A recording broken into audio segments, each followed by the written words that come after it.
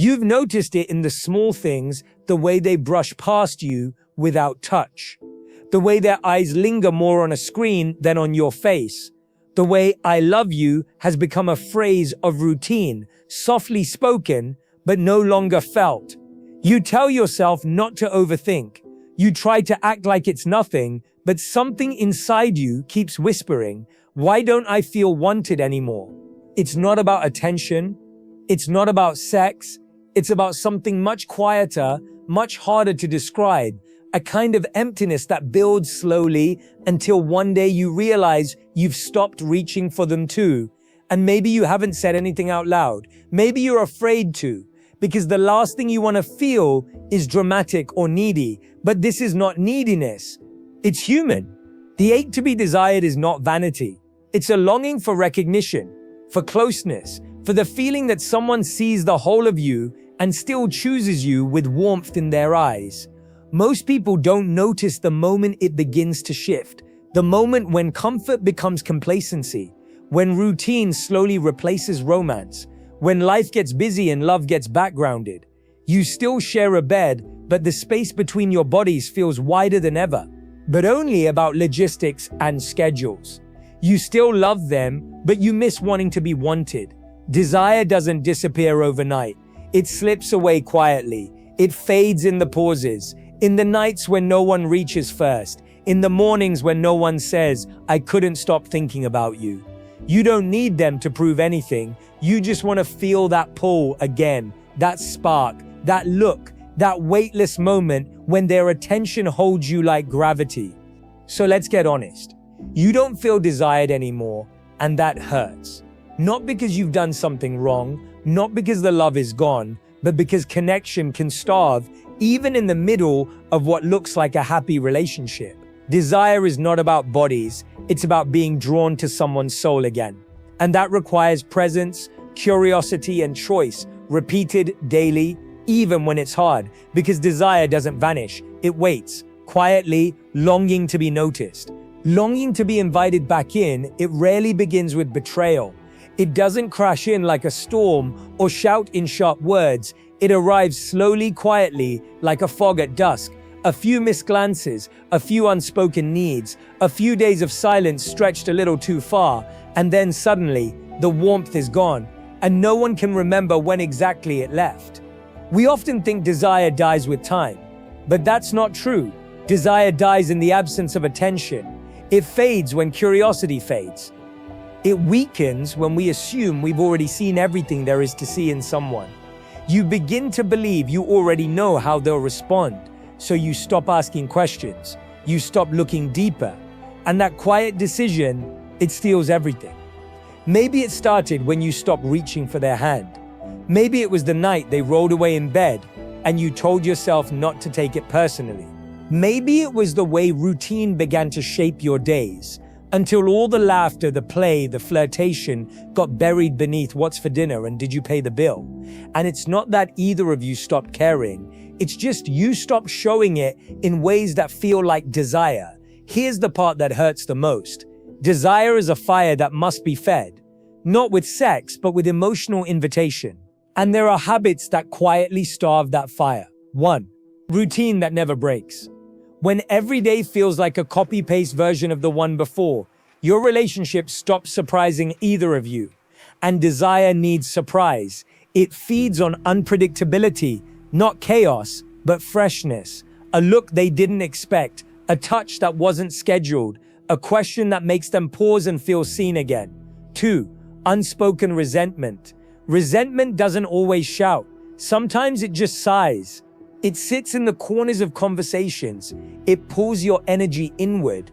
And when that emotional weight goes unspoken, desire struggles to breathe because no one wants to reach for someone when their chest is full of unexpressed pain. 3. Distraction, disguised as togetherness. You sit beside each other, same couch, same show, same silence, but you're miles apart. And you convince yourself, at least we're spending time, but together doesn't always mean connected. When attention is divided between phones, screens, tasks, there's no space for desire to land. 4. Touch without intention. A passing hug, a peck on the cheek, a goodnight kiss without eye contact. These touches used to mean something. Now they're maintenance, mechanical, and slowly they teach your body not to crave, but to comply. Desire dies when touch loses meaning. So if you're here now, sitting in the weight of these realizations, breathe. This is not your fault. And it's not theirs either. This is the quiet erosion that happens when love is no longer nurtured. But anything that fades from neglect can be revived with intention. There comes a moment when you realize this space between you didn't appear overnight. It built itself silently, from all the things left unsaid, from the touches that stopped too soon, from the moments when you turned away instead of turning toward. But now you're here, not with blame, not with shame, just with a quiet ache to return to closeness, to attention, to the look that once made you feel wanted without needing to ask. And that return doesn't begin with a grand gesture. It begins in the smallest, softest ways. Because rebuilding desire isn't about igniting passion like a firecracker. It's about relighting a candle, slowly, gently, one breath at a time. You're not trying to recreate the beginning. You're trying to create a new middle one, built not on novelty, but on choice. A decision to want again, to see again, to reach, even if your hands are trembling. So where do you begin? 1. By being curious again, not about their schedule, not about what time they'll be home, but about them, the part of them that still lives beneath the surface. Ask questions you haven't asked in years. What's been weighing on you lately that you haven't shared? What's something new you've realized about yourself? What do you miss that we used to do? And then listen, not to respond, but to understand, not to fix, but to reconnect. Because curiosity says, I still want to know you. And that is desire in its purest form. 2. By reintroducing playfulness. Desire doesn't thrive in pressure. It breathes in play, in spontaneity, in lightness. Tease them gently, not as a performance, but as an invitation. Send a playful text in the middle of the day, not to plan something, but just to say, I thought about you and I smiled. That small gesture, it creates emotional friction, the kind that reminds someone, you still matter to me. You're still interesting. I still see you as more than my partner. You're someone I desire. 3. By creating safe space for physical closeness. Not sex, not expectation, just closeness. Because when touch has been missing, reintroducing it can feel foreign, sometimes even scary. So start slow. Sit closer when you watch a show. Hold their hand without waiting for them to squeeze back. Touch their face in passing, not to provoke, but to remember. And don't make it about performance. Make it about presence. Let your touch say what your words may not know how to. Let it say, I want to be near you again. 4. By doing something new together. Monotony dulls everything, including attraction. Try something neither of you have done before. It doesn't have to be thrilling. It just has to be unfamiliar. Take a class. Go for a walk somewhere new. Cook a dish you've never made. Play a silly game. When we explore the unknown with someone we love, we discover them all over again. How they laugh, how they think, how they react. That rediscovery creates a spark. Not because they've changed, but because you're seeing them with new eyes. 5. By speaking desire without fear.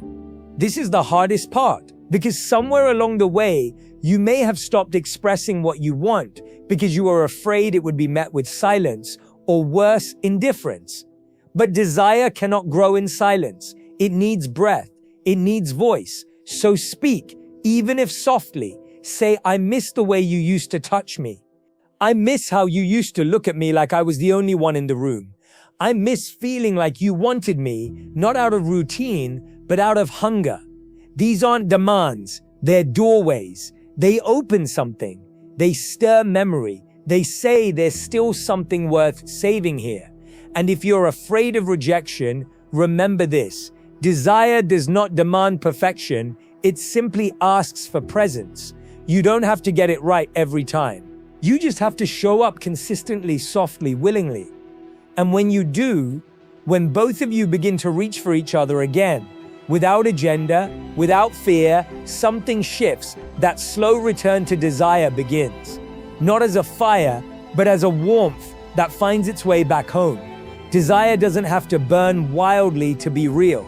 Sometimes the deepest desire is quiet, a gentle pull towards someone who feels like home, not because of lust, but because of longing, not because of adrenaline, but because of intention. And when the fireworks have faded, when the thrill has softened into silence, it is this kind of desire that sustains the relationship.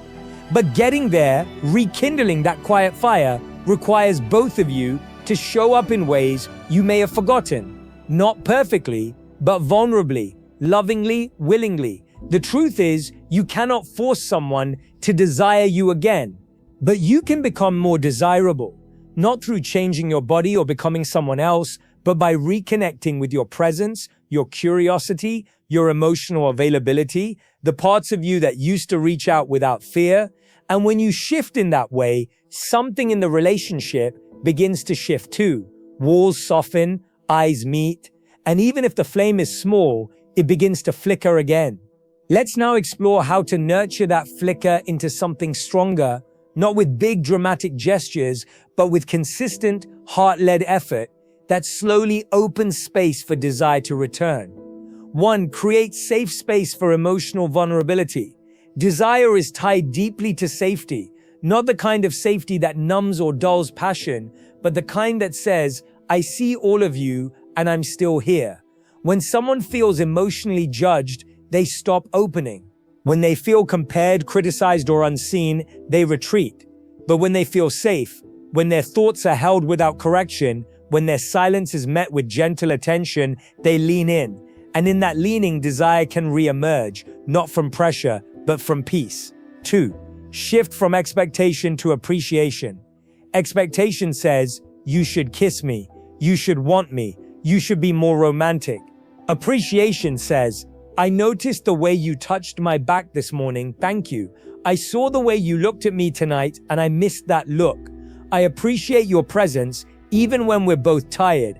This shift from demand to gratitude is one of the most powerful ways to bring back connection because appreciation doesn't beg for desire, it invites it. 3. Make room for playfulness again. Desire thrives in play, but many couples stop playing. They become business partners, roommates, logistical managers of life. And in all of that structure, they forget how to laugh, how to flirt, how to be silly. You don't need a vacation to do this. You just need a moment. A stolen smile in the kitchen, a challenge to a silly game, a voice that says, remember when we used to do this? That kind of play is not immature, it's intimate. 4. Redefine what intimacy means together. Intimacy is not just physical. It's how you hold each other's truths. It's how you share silence. It's how you lean into each other without needing to fix everything. Sometimes, a couple loses desire because they think they're failing, when really, they've just outgrown their old way of loving. They need a new language, new rituals, new ways of touching that reflect who they are now, not who they were 5 years ago. So talk about what intimacy means to you today. Ask what makes you feel most connected to me. What do you need from me lately that I haven't noticed? What kind of closeness makes you feel seen? And then listen, without interruption, without defense, just listen. Because in that space, you'll hear desire whispering back. 5. Allow yourself to be desired again. Sometimes you don't feel desired because deep down, you don't feel desirable. You carry shame or old wounds, or not enough.